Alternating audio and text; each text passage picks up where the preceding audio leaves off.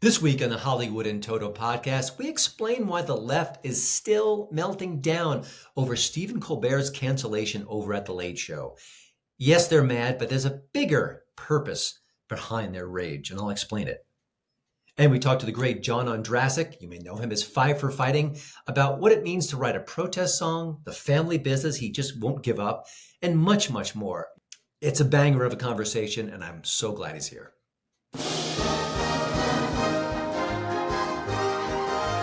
Welcome to the Hollywood and Toto podcast. Entertainment news and reviews without the woke Hollywood narrative. Free speech, free expression. Now that's entertainment. And here's your host, award-winning film critic, Christian Toto. The morning continues. Stephen Colbert got his pink slip from CBS last week from The Late Show, and the crying goes on and on and on.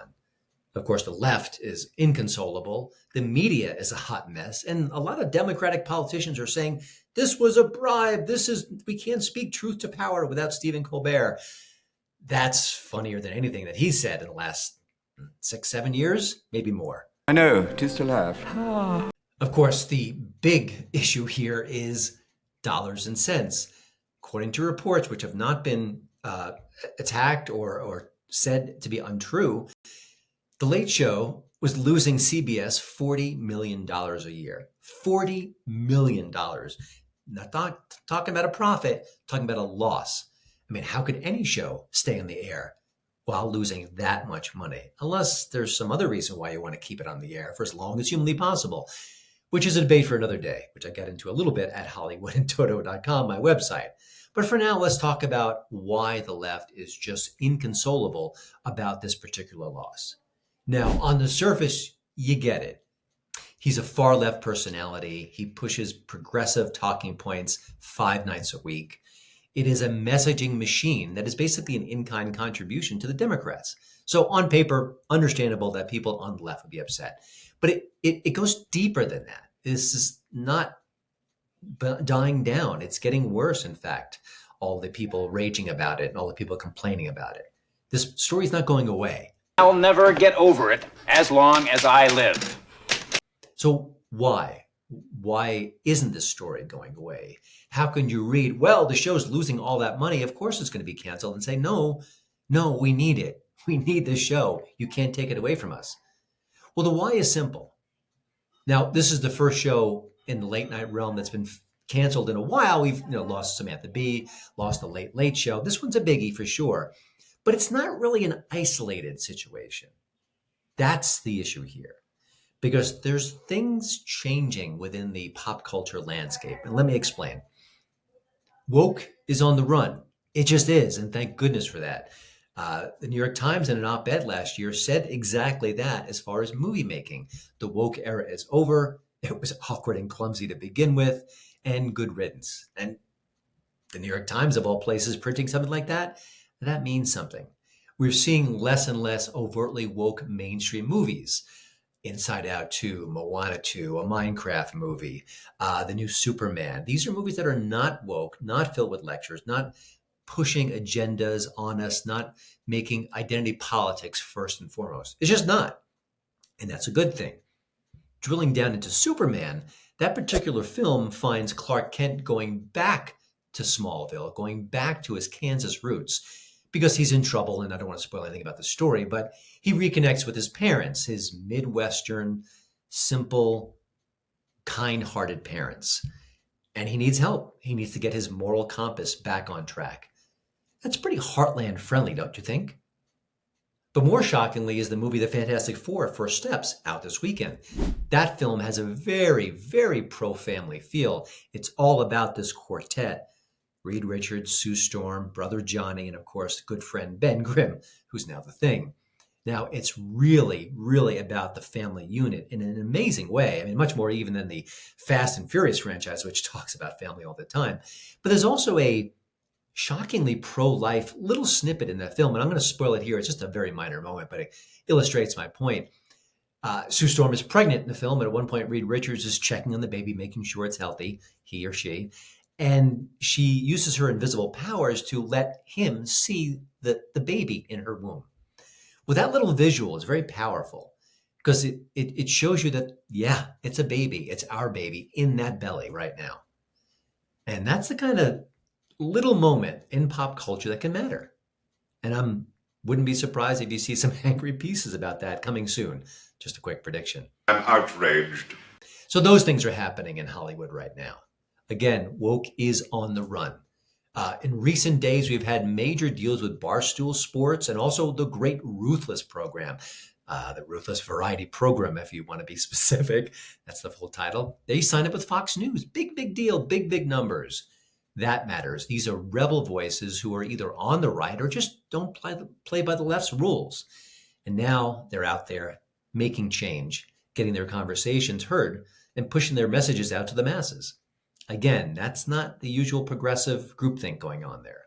And then, of course, there's the Daily Wire, which is continually producing documentaries and feature films and other content.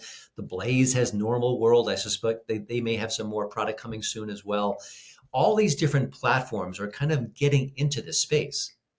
And of course, we just went through a podcast election where people like Theo Vaughn and Joe Rogan, Andrew Schultz, Tim Dillon, they interviewed some of the key players behind the scenes of the GOP movement, like Donald Trump and J.D. Vance. And what that did was they gave them access to a platform and access to listeners who they may not have had before. The podcast election, did it influence the vote? Maybe a little. It certainly helped Team Trump. It certainly didn't help Team Kamala Harris. That's for sure. Things are changing in the pop culture landscape. Now, having said all this, the left still pulls all the levers when it comes to pop culture on paper. Movies, TV shows, theater, music, it's left of center and aggressively so. We're about to see a new production from Barack Obama and Larry David. It's a comedy sketch series based on U.S. history. Do you think that won't have a message to it? Absolutely. Just the tip of the iceberg of how the left still controls pop culture. It does. But the rebels have breached the gates. We're seeing change within the industry. We're seeing things that were used to be bulletproof all of a sudden are going away, like The Late Show with Stephen Colbert. So that's what's going on now. The monopoly the left owns about pop culture isn't what it used to be. And I think that's why there's fear, there's anger, there's rage, there's tears about what's going on right now. According to the Kubler-Ross model, denial is just one of the 5 stages of grief. And let me tell you, the way technology works, the way YouTube works, the way podcasting works, more and more rebel voices, more and more voices who don't want to sing from the progressive hymnal are going to rise up and going to be popular and going to make some waves, are going to change some hearts and minds. So for all those who are gnashing their teeth about The Late Show going away, you might want to save those teeth because you're going to be doing some more gnashing coming soon. This is not over. This is not changing back to the way it used to be. It's only going to get worse for the left. And at the end of the day, just make great stories and let the chips fall where they may. Let the politicians speak for themselves. The left's monopoly days, they may be coming to an end. Not today, not tomorrow, but someday, maybe sooner than later.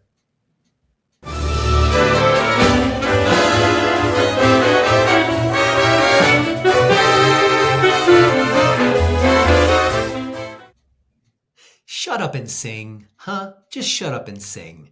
Now, I think it was Laura Ingraham who really coined that term, or at least popularized it.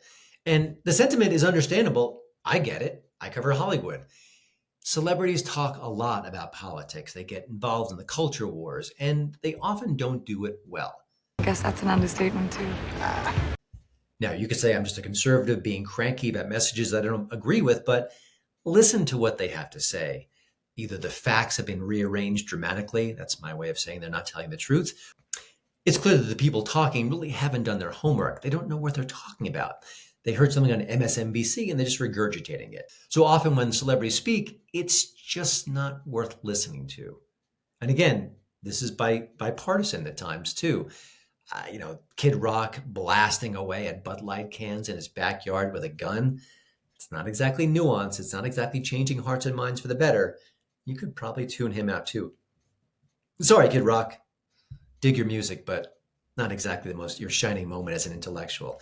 So it happens, and we get a little bit cynical about celebrities and artists who preach, who talk about politics, who engage in the culture wars. Understandable. But then someone comes along like John Ondrasik and you think, wait a minute, ho, he just made me think. That's a good idea. Now, John isn't a political figure. He doesn't talk divisively about politics, but he does broach the subject on X and often through his music. In recent years, he's put out some protest songs that just speak to the times we're living in right now, using his talents to share a message, to investigate, to bring light to subjects that maybe need some light shined on them. It's just what he does. And of course, he's a wonderful musician as well. He's responsible for great hits like Superman in 100 Years, just tons and tons of wonderful music, and that falsetto voice is just magical.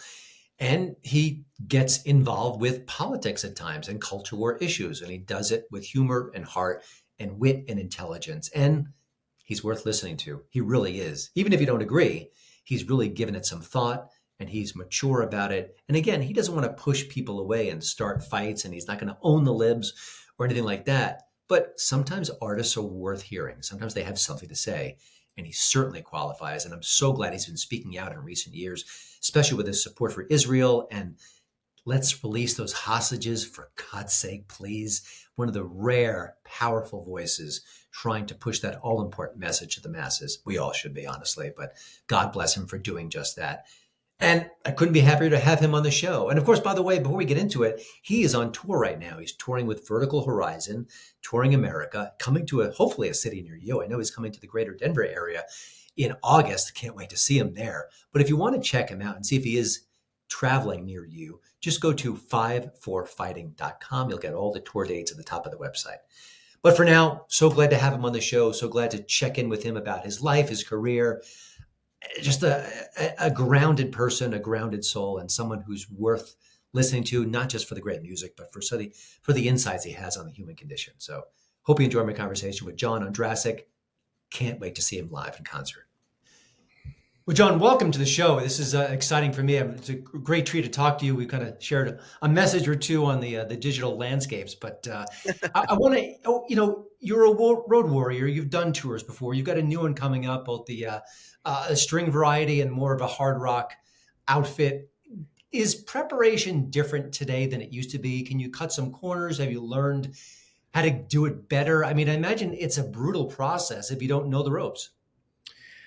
Well, I've been so fortunate, Christian, and thank you for having me, to work with such incredible musicians throughout my career, both in the rock band and the string quartet. And they're all kind of rock stars out playing with iconic artists. And luckily, they'll come do a few weeks with me every year. But, they're so good. You kind of just show up. We typically do a rehearsal before a tour, but it's usually for me, not them. And it is a little funny, I make a joke sometimes. You have to go back and learn your own songs.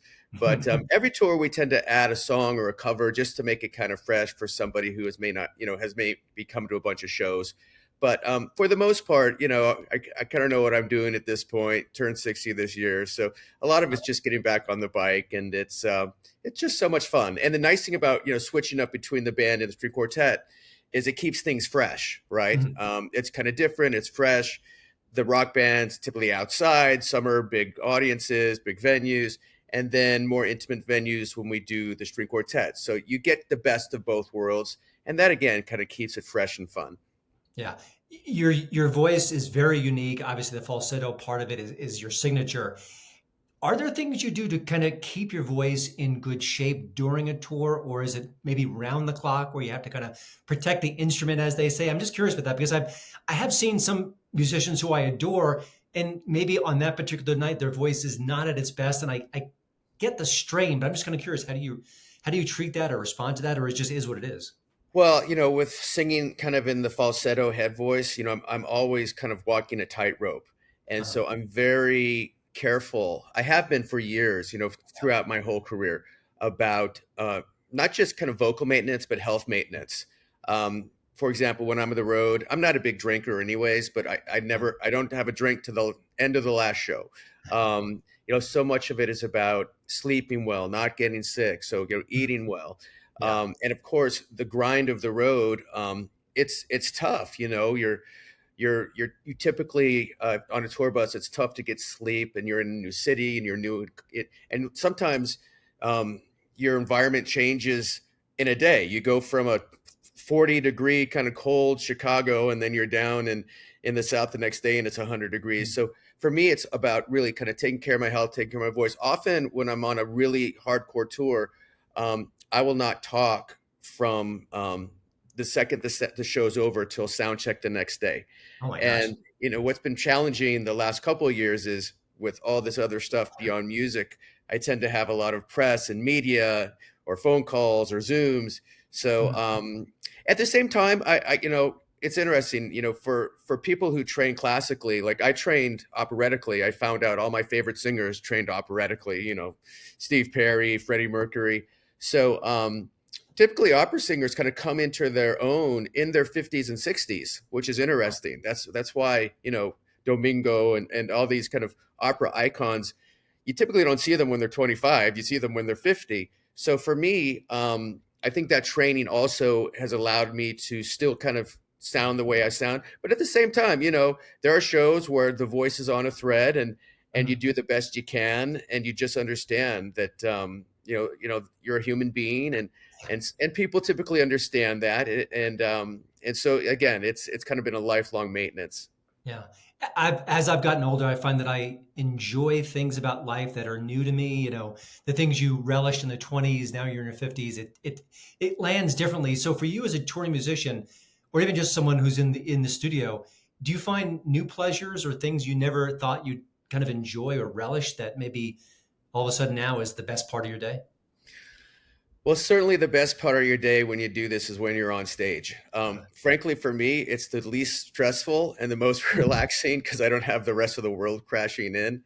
Uh-huh. But I think, for so many of us, and we've talked about this before, COVID really kind of was a reality check.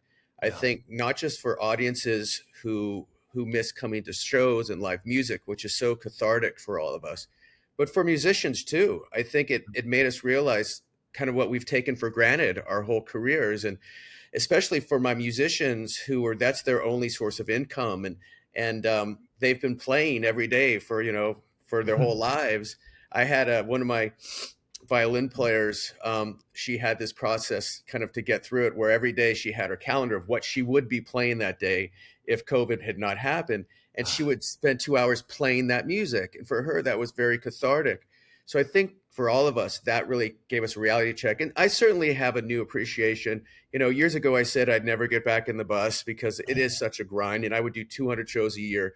But for me now, it's as much about the family of my band members. And it's like the locker room. It's like an athlete who retires, like, I miss the locker room. And I miss that as much as I do the performing. And I've had another kind of blessing in the last few years. My daughter is now opening for us on the road with Oh, wow. with her pal. They do a kind of a folk duo, and they're amazing. The crowds love them. They don't even know she's my daughter, but kind of having her with me and Mhm. seeing the joy that she has, and it brings back all the memories of when I was a young kind of aspiring artist, and signing my first autograph, or all the insecurities that go with it. That's also been so kind of invigorating for me. So again, I don't think I've ever enjoyed touring more than I am right now. Okay, I'm sure there's a lot of answers to this question, but just give me one. Any specific advice dad has given to her daughter? But this is not an easy career. This is a Yeah. competitive field. I mean, what you've done is the exception to the rule. Most people just don't get to that level that you have. What'd you tell her? If You I know, may I ask. yeah, yeah. She's really wise, and she kind of, I like to kind of let her learn on her own. But I've told her, like, every show is one show, and every show is an audition, but also every show is a joy. And there'll be times where you walk off and you're like, dang, that wasn't my best effort, or something happened, or I couldn't Mhm. hear very well. And I just tell her, just don't take every show like it's the end of the world. Learn from it. You'll have Mhm. great shows. You'll have shows that maybe not go so well, but just be grateful for what you have, and you'll learn. And at the end of the day, you're going to do thousands of shows in your life. And for me, I maybe remember 20 of them. So it's kind of like the world goes on. So just kind of have fun, be serious. She has a very good work ethic, take care of all the things outside of music. But we were on that stage. Just be grateful that you're there. And just walking on stage is brave, especially for a young new artist. Just walking out there singing your songs is a brave thing. And to me, you've already won. And so that's what I kind of keep reminding her. Sometimes she takes it to heart, sometimes she doesn't, but that's our kids, right? Your child listens to you more than my kids listen to me. So, in recent years, you've done some more, I guess, protest aligned songs. We've talked about them in the past, sort of for different venues. But do they make it into your repertoire, or is it more of a straightforward concert? I mean, I know that can be a difficult line to walk sometimes, where you don't want to be preachy, but at the same time, it's powerful stuff. It's part of what you're doing now. How do you approach that? You're right. I mean, especially with Blood on My Hands. I mean, that song that was very critical of Afghan war, it named names. And so of course, there were people in the audience who probably didn't come to hear that. On the other hand, as you know, the songs have taken on a meaning for folks that's very important to them. So I feel, I don't know if obligated is the word, but I feel that if I wrote them, I should play them. But what I do is I give context. I don't just say, here's the Afghanistan song. I say, here's a new song, and here's why I wrote it. Yeah. And these are moral messages. They're not political ones. And I do that for Blood on My Hands. I do it for Can One Man Save the World, our Ukraine song. And I do that for the new songs for Israel, for OK. And for the most part, people listen, which is the beauty of music. And I think they appreciate what I'm doing, what I'm saying, whether they agree with the sentiment or not. I mean, typically most people agree that, abandoning our allies in Afghanistan are bad. Yeah. Most people agree Putin's bad. Some people will stand up and scream Free Palestine and throw a tantrum. But again, I feel that if someone came to hear that song, particularly these days are my Jewish friends, a lot of them are coming because they feel abandoned by the arts. Yeah. So I feel that it's important to play either OK or this new version of Superman, and for them. And I'll continue to do that. And is there blowback? Sometimes, yes, but it's called rock and roll for a reason. And I'm willing to, if some folks are not happy, I'm sorry about that. But I think that's one reason why these songs have impacted, and I'll continue to do that. Yeah. When you look at your career, your music is heard everywhere. I mean, movies and TV shows, obviously the radio, it's just part of the pop cultural landscape. Have there been any odd or interesting places you've heard your music? Maybe you walked into an auto repair store and all of a sudden you're hearing your song, or maybe just people mention it to you. Anything that kind of came to you out of the ordinary, but like, oh, wow, I didn't see that coming. Well, yeah, it's all, I still pinch myself, whether, it's in Home Depot or you're in the dentist chair getting a filling, whatever it is. But there was one, somebody sent me a video of an astronaut, Ron Garan, who was listening to my song World, what kind of world do you want, from the International Space Station, floating in space, listening to World, looking over our planet. And that really touched me, still gives me kind of chills today. I think we all, might answer that question a little differently if we had that view.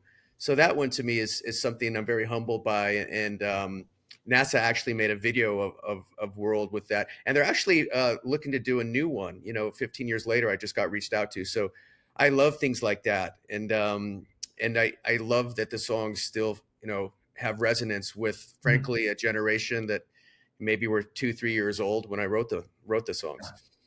I think we're living in a world where a lot of celebrities and musicians speak before they think, and I think I'm framing that kindly.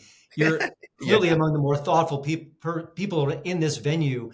You recently wrote a piece for the Wall Street Journal that talked about one of your biggest songs. Talk a little bit about that piece, because I really thought it threaded the needle. It wasn't political, it wasn't heavy-handed, it wasn't partisan, but it packed a punch all the same. What went into that for you?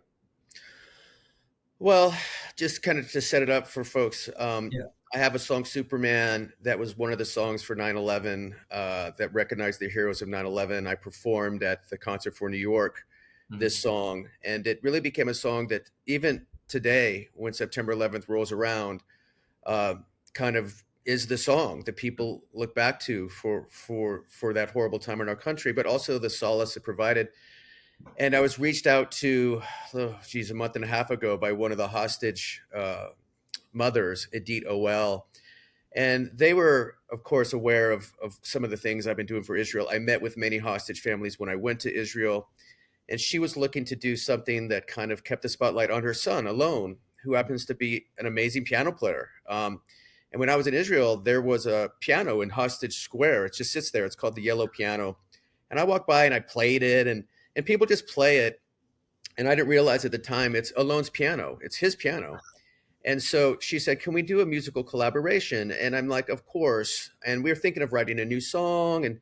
But then I thought, Superman is like our 9/11 song. And of course, for our Jewish friends, October 7th is their 9/11. Yeah. And I thought, well, maybe the significance of doing Superman, maybe changing a few words for Alone would be more impactful than just kind of writing a new song. And of course, with him being a piano player. So we made a video and recut the song, and there's images of her and her son Ronan, playing Superman on the piano and in Hostage Square. And then, of course, when you put something out like that these days, you get both the appreciation of folks that feel abandoned by the arts, and of course, you get all the vitriol that comes with anything in this society today. So I was thinking about that, and the fact that after 9/11, it was the one time I think in my life we had almost a universal unity in America. And it's terrible that event caused that, but it was so empowering.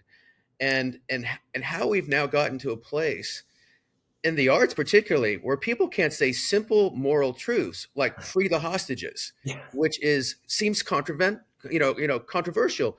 That posting American flag is controversial. That's some kind of like, for some people, that's kind of a curse word. And how have we gotten here where we have this moral paralyzation in the arts and in the culture? And that's really kind of what that op-ed was about. And again, I it's everything in this age is political, and I certainly am not shy about talking about politics and where we are with Israel and the last administration and all that stuff. But at the end of the day, how hard is it to say Hamas is evil? And so again, I think that's one reason why it's resonating.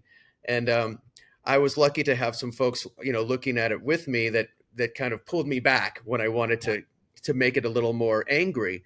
But I think, music, and this, Christian, I mean, you've been one of the few leaders in the media talking about the arts and the power of the culture that derives from the arts. Our old buddy Andrew Breitbart, politics is downstream from culture. If we don't use the arts to fight this culture war, we're going to lose. Yeah. Israel's going to win this war like they always do.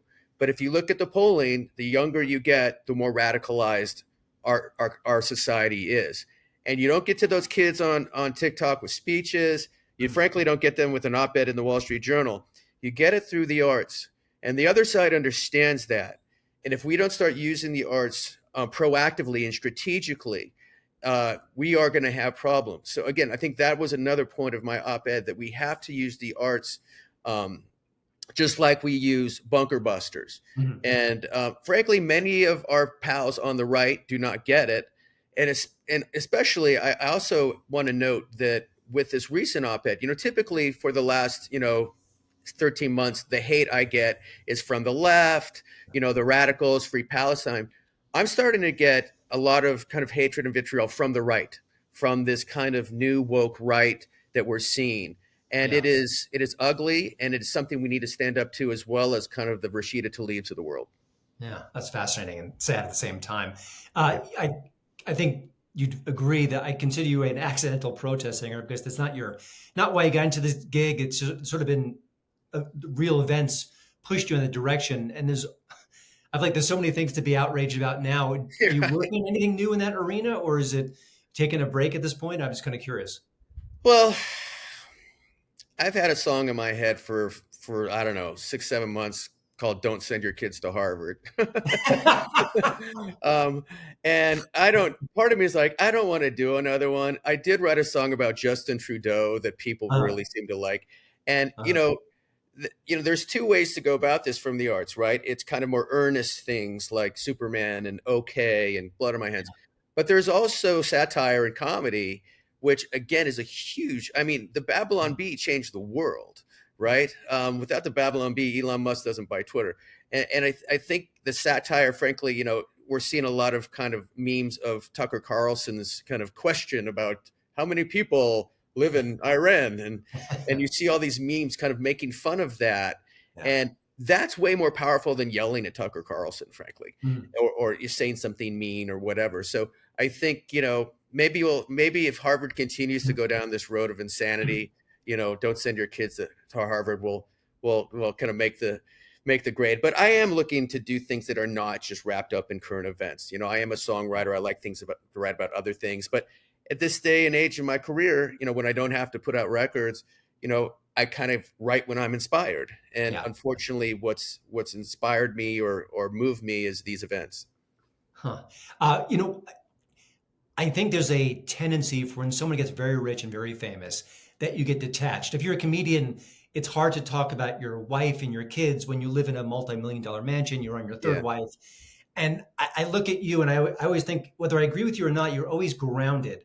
And then I often forget you have your own company. It's a family-owned country. I think 1911 it started, Yeah. Precision Wire Products.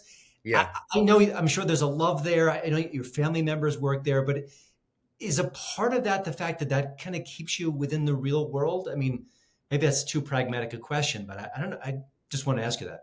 I think so. I think a couple things. First of all, I have wonderful parents Uh, who've, I think instilled some values in me.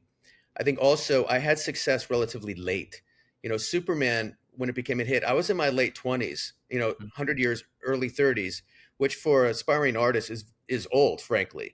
So, and I struggled for 15 years. It wasn't handed to me when I was 20, yeah. kind of where your maturity stops when you have success. I also think that's true. Walking into, I remember I had the number one song in the country, but you walk into Prison Wire and people are sweating and starting at minimum wage, and you have to make a payroll, and Yeah. and it's the real world. So I think that, and also, as the kind of honor of my career is performing for our troops. So when you spend a lot of time with military families, particularly Gold Star families, I think a lot of that stuff kind of puts perspective in what you're doing.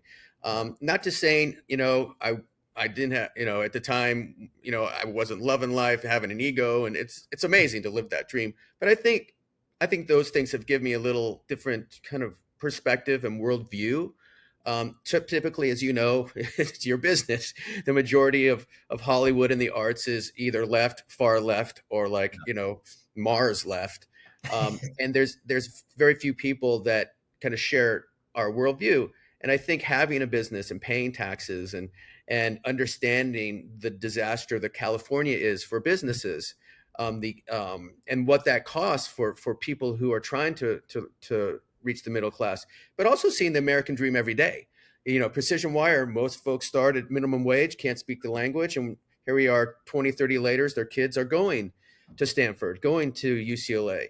And so that also, I think, is a great perspective for me, and kind of, I think, and my wife keeps me in line, Christian. Trust me. She was in the music business. She keeps me in line every day. Sounds like you married well. Before I let you go, John, looking at your career, you've done a lot. You've had so many highlights, and you strike me as a kind of a restless soul, creatively speaking. Are there things you still want to do? It doesn't even have to be music per se. Maybe more writing or other related fields. I feel like you've got a lot of chapters left in you. You're not an old person, but I'm saying you just strike me as someone who isn't satisfied easily or likes to kind of go from different project to different project. You're right. It's annoying. But I did dab. I grew up in musical theater. I've written with, Stephen Schwartz, my buddy, and I've always loved musical theater. And I actually took a stab at it a few years ago, for a big kind of iconic project. It didn't end up happening. But I would love to do something that's not just write a song, whether it's a musical, a one-man show, something that I can use my songwriting, but it's not just like, here's another song from Five for Fighting. Of Yeah. course, that is years in the making and a lot of work. People have asked me, to maybe, do I want to write a book, all that stuff, kind of the usual things. Yeah. But I'm interested in doing different projects that use my kind of songwriting that are unique. I've developed a couple TV shows that have music and kind of a tone. Unfortunately, we sold a few, but never got them off the ground. As you know, that's tough. But I do think, I actually was at an event with some of the Angel Studios folks the other day, and these folks that are making their own content that are providing a different worldview. Yeah. So I really like that idea of working in some of these things, not necessarily political or conservative, but just provide a different tone, worldview, talk about subjects that maybe Hollywood doesn't want to talk about. So that intrigues me too. We'll see if any of that comes to fruition. Yeah, Angel Studios, I think their motto is we amplify light, which is such a beautiful turn of phrase and so different than maybe a more cynical Hollywood production. And I give them all the credit in the world. But well, John, thank you so much for joining the show. It's an absolute treat for me. And of course, go to fiveforfighting.com. You can find all the stuff about your music, of course, your tour. You're going to be in a bunch of new cities coming in a few weeks. I think Oklahoma City and a little place called Denver, Colorado. It's actually Nevada, but we're right next door to us. So I'll be in the crowd that night. But thank you so much. Thanks for being smart and sane, obviously making great music. And I think the best is yet to come. Thank you, Christian. Always a pleasure. And thank you for what you're doing and what you've been doing your whole career. It's really critical. And you're kind of the leading voice in this space. And I am inspired by you every day. Oh, thanks. I appreciate it. That's very kind. But all right, we will talk soon. Thank you. Your character actor of the week is William Fichtner. Oh, before we go, just a quick shout out to actor Max Martini. Very talented guy. You've seen him in tons and tons of movies. Saving Private Ryan. The list goes on and on. He's been in just about everything. 13 Hours, maybe from a few years ago, might be one of his bigger hits as well. But Max and I were supposed to talk for this show about his new movie, Osiris. It is a science fiction action film. It's out right now on video on demand platforms. And it's got a bit of Aliens vibe to it. He plays a soldier who's swept up by an alien spacecraft. He's got to battle his way out of there. Linda Hamilton is a co-star here, so you got all the genre bona fides you'd possibly want.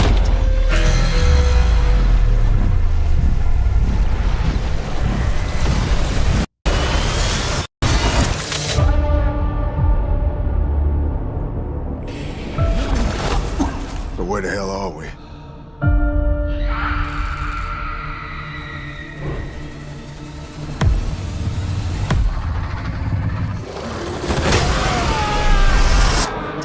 And we had some tech issues. We just couldn't get the technology right, couldn't get the conversation going. So we ended up having just a great conversation, and I used it for HollywoodInToto.com.